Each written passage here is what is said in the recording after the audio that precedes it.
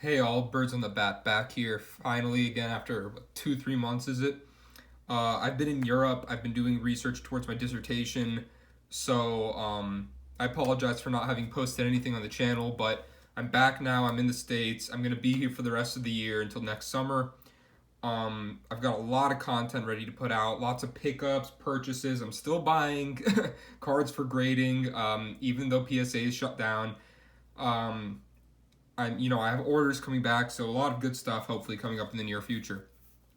So this is gonna be the first video in a series of videos where I kind of highlight some of my pickups and what I've been buying, and I talked about why and what I'm thinking as I'm purchasing these cards. This one's gonna be more of a PC video. The other one's drifting more into the buy sell investment side, and this is gonna be highlighting vintage. So first thing I want to show off isn't actually a raw card that I purchased. It is a graded card that I bought at the Courtside show here in South Florida. It is a Stan Musial 1960 Topps PSA Near Mint 7. This is a card, and in this grade I've been looking for quite a while, and I just couldn't find one that I was happy with online. It does have a bit of an image tilt, but it's actually very well centered outside of that, and it doesn't really bother me that it has that image tilt. Really sharp example. It is in the old holder, so I would like to get it reholdered at some point. You can see that the label is kind of wavy, and that this bottom corner here obviously has a little bit of crunch damage, so I would like to get this reholdered. But again, absolutely gorgeous copy. Like I said, I'm trying to put together the 1960 Topps Hall of Famers set, and a couple of the cards I'd like to just buy outright, those being the Musial and the Gibson, because I'm a Cardinals fan and I want them in higher grade examples just because I would just prefer to have them like that. So this is my first graded Stan Musial card, and it is absolutely beautiful. Next, I've got my oldest card as of right now. I picked this up off of Rockledge Sports Cards in an auction. It is a 1953 Bowman Color Ralph Kiner. It is actually in fantastic shape. I think it's a 7 to 8. You can see the centering is really strong. I mean, not perfect. It is off left to right, but it is very, very strong. Corners are nice. The card is just in fantastic condition. That is my first Ralph Kiner card. Following that theme, I've got also from Rockledge Sports Cards. I got this in the same auction block, a 1955 Bowman Pee Wee Reese. It's my first Pee Wee Reese card. You can see centering is really strong. It's a little off left to right, but top to bottom is pretty much perfect. Strong corners. The image is a little bit out of focus, but that's pretty common for this issue. Overall, though, the card is in pretty darn nice shape. And it does have some, odd kind of surface imperfections, almost slight indents and things of the sort. So I'm not quite sure how it'll grade. I think on the high end, about a 7. On the low end is as low as like a 5, depending on how that's treated. But I think that it's an absolutely gorgeous card, and I'm really happy to have it. Next, a 1956 Topps Red Schoendienst. Again, Cardinals collection. This is a beautiful example. I'm thinking a 6 to 7 on it. This top left corner is a little bit soft. Probably more like a 6, but it is a beautiful example.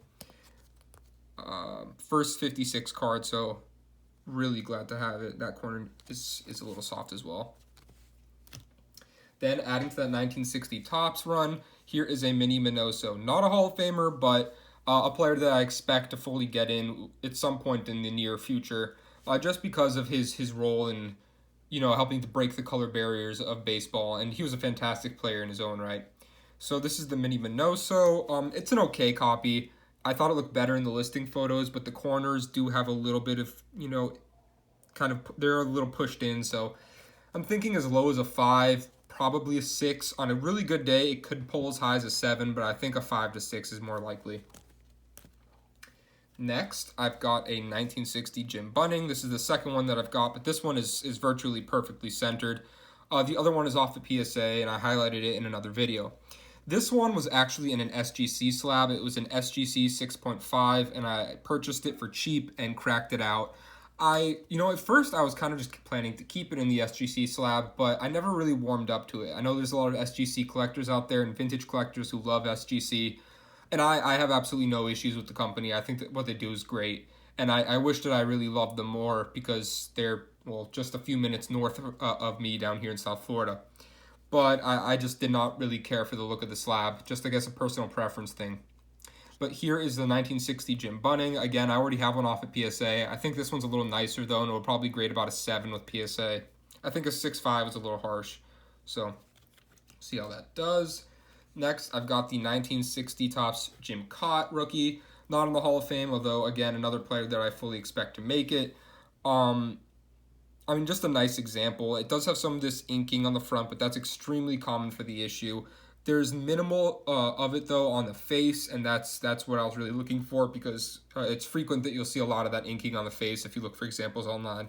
This is well-centered. The corners do have touches of wear, though. Excuse me. And the back is a little bit faded. It's kind of odd in a sense. You can see it looks faded, but the front looks fine, and the back doesn't worry me so much. So I'm thinking about a 6 on this. Next, I've got the 1960 Topps Warren Spahn, one of the better players in the set, and my first Warren Spahn card.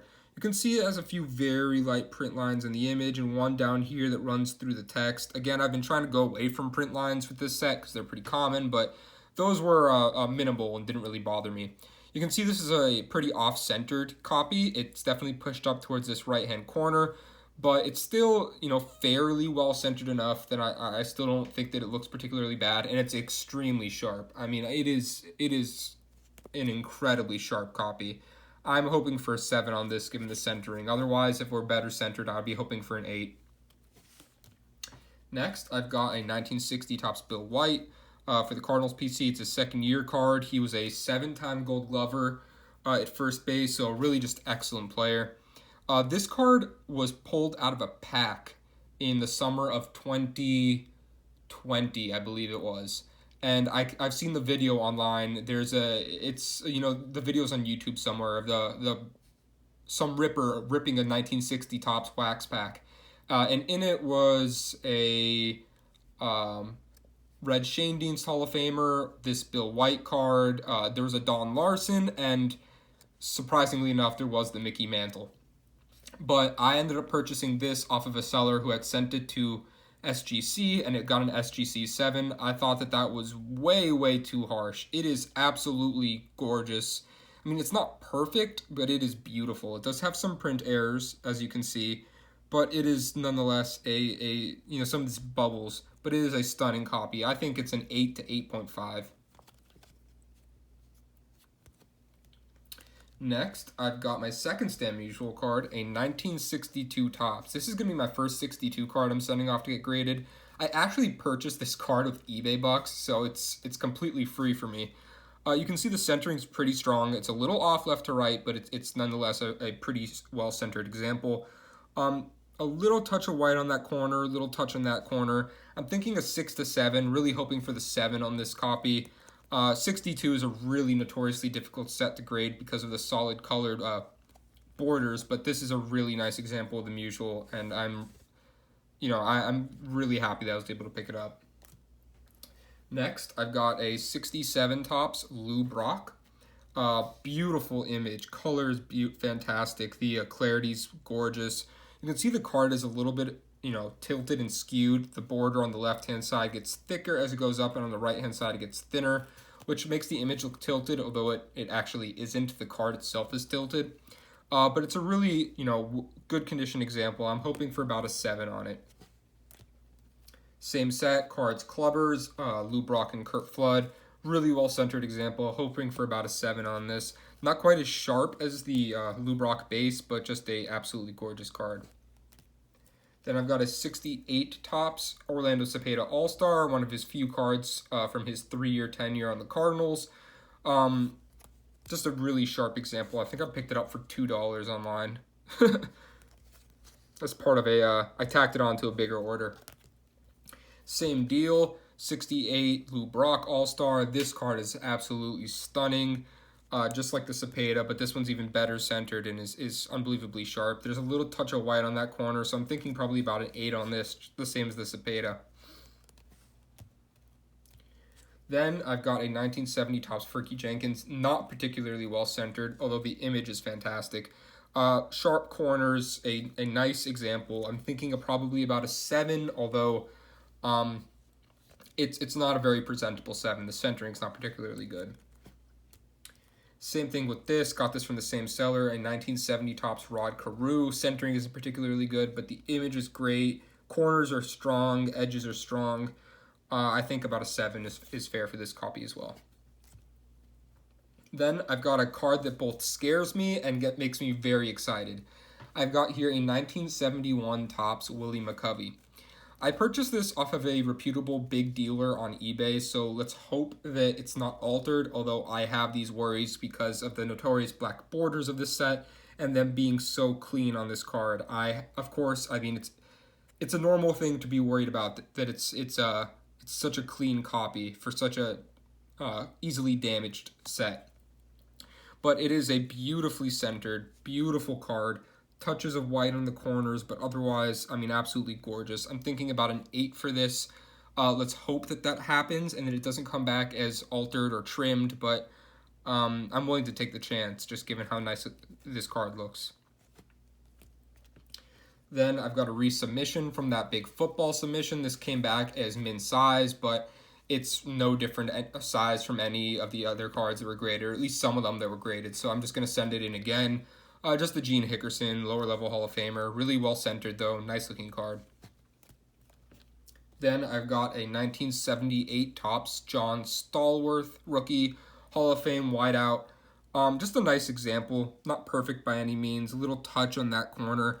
I'm thinking a 7 to 8 on this, hoping for the 8. Just a nice copy. Then I've got a 79 Topps Walter Payton. I've kind of been working on getting some of the more iconic players and their base cards throughout the years. This Walter Payton's obviously, he fits well into that category.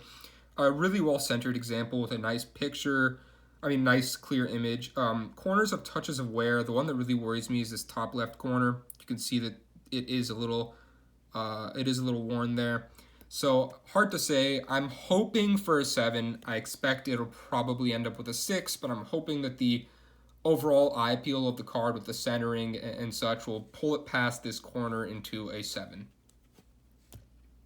Now we're moving on to basketball, and I bought a ton of vintage basketball. Kind of just went on a binge of it recently. And like I said with the Walter Payton, one of the things I'm trying to do is pick up the more iconic stars in their base cards throughout the years. So for the 70s, that is Kareem and Dr. J. Those are really the big two. So I have here a 1975 Topps Dr. J. It is definitely off-centered, left to right and top to bottom, but it is a very sharp example. Otherwise, the back is brutally off-centered. I mean, it is almost miscut. I'm thinking probably about a 6 on this example, and in a 6, this is worth about $120. So I spent about 60 on it, so hopefully I'll do pretty well on that. Then I've got a 77. I don't have the 76 Topps cards because they're oversized and it's hard to find nice copies. And the 75 Kareem, forget about it. It is the first Lakers card, so its value is, it's his first Lakers card, so the value is through the roof. But here's a 77 Kareem. I already have the 77 Dr. J off in another order. You can see that video on my channel. But this card, it's pretty well centered. Corners are, fairly strong. On the back, you can really see the wear. This bottom right corner has some wear, so I'm hoping for about a 7. It does have a little whitening. I could see it getting a 6. I'm hoping for a 7 on it. Then 78 Topps, I've got the Dr. J, well centered. Little touch of wear on that bottom left corner, hoping for about a 7. Same set, the Kareem, well centered, hoping for about an 8. This one's a little nicer. Doesn't have any glaring corner issue. Same set, 78 Topps. There are 3 Hall of Fame rookies in it. They are Jack Sikma, Dennis Johnson, and Bernard King. I haven't found a Dennis Johnson copy that I've been happy with or won the auction of yet, but I have 5 of these Jack Sikmas. All of them are really well centered, very sharp examples. Minimal whitening, minimal snowing. So I'm hoping one of these pulls a 9. I'm thinking minimum 7s on these. Most of these will probably grade 8s, and then hopefully, depending on the price that PSA comes back at, I'll be able to sell a few and keep the nicest copy. Then the third Hall of Fame rookie in the set is Bernard King. Here is his rookie card, definitely off-centered, top to bottom and left to right, although still a fairly presentable copy. Strong corners, just a nice looking card. Then I've got from 79 Topps the Dr. J, definitely off-centered, left to right, top to bottom is good, and the corners are fairly strong, but this picture does have quite a bit of whitening. As you can see, there's snowing through it, so I'm hoping it doesn't get a 6. I'm hoping it pulls a 7. We'll see. It does have a little touch of wear in that corner, but let's hope for the 7. Same deal as the Sigma. I ended up buying 5 of the 1979 Topps Kareems. This is the first image of him doing the skyhook. So you can see 5 of these. All of them are fairly well centered. You can see a little bit off. This one's a little off top to bottom as well. That one's pretty darn well centered. That one's pretty darn well. This one's actually almost perfect. But little bits of snowing on some of them, varying things. I'm thinking some 8s and 7s. I'll keep the best one and sell the rest. Then the only Hall of Fame rookie from the 79 set, and Alex English, and this card is absolutely beautiful. I mean, sharp corners, gorgeous image, minimal snowing, well centered. I'm hoping for a 9 on this. It might grade an 8. An 8 would be perfectly fine with me. I won it from Greg Morris Auctions for $11, which I was blown away because typically Greg Morris Auctions go for inflated prices, but this one was surprisingly affordable. Now, I've got a massive stack of 1980 Topps cards. That famous set with the panels, like the Bird Irving Johnson, famous double rookie of Magic and Larry Bird. I bought a huge stack of these, and maybe this was a little silly of me, considering I'm not sure that I'm going to be able to grade these in any affordable fashion, at least some of them, but we'll see. Here I've got 10 of one of the many Kareem Abdul-Jabbar cards in the set, working on that Kareem run. They did a whole, mix of these different panels with different players, and this is one of the many with Kareem Abdul-Jabbar, Mike Mitchell, Terry Tyler. You can see it's fairly off-centered, obviously pushed up to that top left corner, but the corners are very sharp, and the card otherwise is in fantastic condition. So I bought quite a few of these, 10 I believe. You can see various centerings. I organized them in the order that I felt they were, the best, from worst centered to best centered. So you can see as we're getting back, that one's very well centered. This one is virtually perfectly centered. So I'll probably, no matter what the grading fees are when PSA comes back, I'll probably send this one off and maybe, 1 or 2 more. Just, hoping to get a nice copy for the collection and get all the different Kareem issues from the set.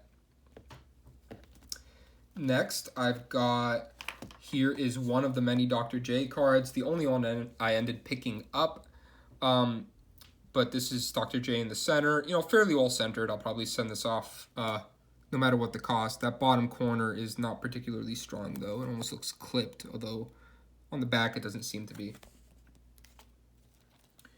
Then another one of the Kareem cards, Quinn Buckner, Kareem in the center, and Mike Gale. Again, off-centered left to right, but fairly presentable copy. I'll probably send this off no matter what. Then same thing with the other one. I bought 10 copies of this card. The Austin card, Kareem Abdul-Jabbar, Calvin Nat. I like this card. It has a portrait of Kareem in the center. I think it's fantastic looking. And I mean, these are Kareem Abdul-Jabbar cards, right? Like, he's one of the greatest basketball players ever. I don't think these cards are, even if I decide not to grade them, I think that they're pretty safe and solid pickups just because, I mean, we're talking about an all-time great here. So, again, same deal, just going through them, centering. I organized them as going back. They're getting better and better centers as I go further back. This one's probably the best. It's not perfect, but it's a fairly well-centered copy. Okay, now we have some more exciting ones. Here is one of the 2 cards in the set with Sidney Moncrief on them, and this is one of his 2 rookie cards because of that. Because he is one of the 4 Hall of Fame rookies in the 1980 Topps set, being Magic Johnson, Larry Bird, Maurice Cheeks, and Sidney Moncrief. And he only has 2 cards, so this is one of them. Again, left to right centering is not particularly strong. Top to bottom is on point, though, but just a nice, presentable copy. Then I've got this Ben Pocket, Maurice Cheeks, Greg Kelser card. Like I just mentioned, Maurice Cheeks, Hall of Famer in the center. Fairly well-centered copy. Just have one of these, though. Then I've got 3 of these. Maurice Cheeks, George Gervin, Jim Chones. This is a nicer card because it has a Hall of Fame rookie on the left, and then a well-known Hall of Famer in the center. No name on the right, really, but the first 2 are pretty nice to have together. So again, better centered as we go back. This one's pretty darn nice. Just hoping to get at least one of these. It's in nice condition. Then this one's a really nice card. Sidney Moncrief. This is the only other card of him in the set, and it just so happens to have Kareem Abdul-Jabbar in the center. So you have an all-time great in the center and a Hall of Fame rookie on the left. I mean, this card is really undervalued. This is an absolutely awesome issue.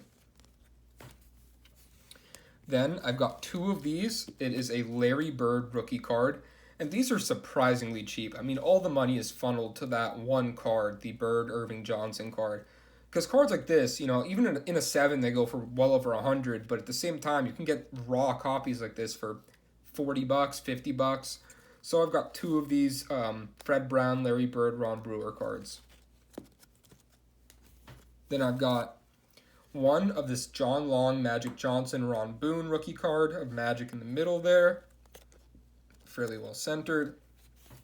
I've got 1 Scott May, Larry Bird, Jack Sikma rookie card.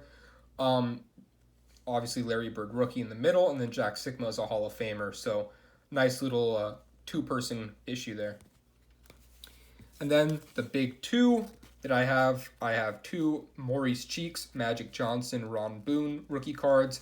It is the only other rookie in the set besides the most famous one that has 2 Hall of Fame rookies on it, those being Maurice Cheeks and Magic Johnson. So this one definitely off-centered, pretty dramatically. This one, when I bought, it had tons of wax in the front, and I took some pantyhose to it to clean it off, but it is beautiful, beautifully centered. Just a gorgeous copy. It has a little bit of edging there, but I'm hoping that this grade's about an 8. Okay, now we're coming to the close here. The last group I've got are 1981 Topps cards. I bought a lot of 2 of these 1981 Topps Dr. J's. This is the last year Topps had the license until 1992, so kind of the last vintage basketball set for me. Not so well centered, but a very sharp card nonetheless. I'm hoping for about a 7 on it. Like I said, I bought a lot of 2. The other one had some surface issue going on though, so I'm not thinking I'm going to send it off. Then I've got 2 of the Kareem Abdul-Jabbar. Again, not particularly well centered, but presentable copies with strong corners, and they're shockingly cheap for what they are. Then I've got 2 of the Kevin McHale rookie card. He's the only Hall of Fame rookie in the 81 Topps set. Again, not perfectly centered, but very strong, sharp copies. The idea being to, of course, keep the better one, sell the worst one.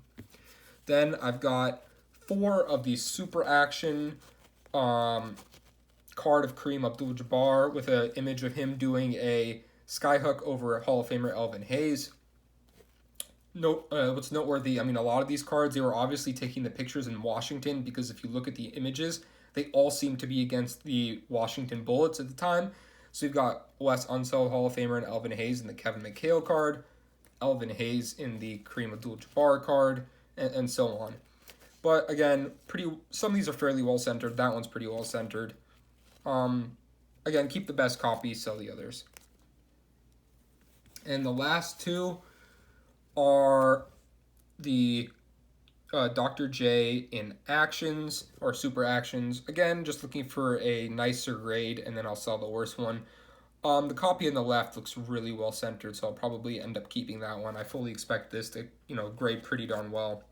It's also a pretty cool card because it has Kevin McHale here, 32, and Larry Bird in the background. So that is that. Huge stack of vintage I've been picking up. We'll see exactly what I send off the PSA. Some of those piles of 1980 Topps Kareem cards I may not send off, depending on the price increase. But most of these you'll see going off the PSA, and hopefully I'll get them back and get some pretty nice grades. So stay tuned for the rest of the videos I have in my pickup series. They're going to be coming out soon. And thanks for joining me. Bye.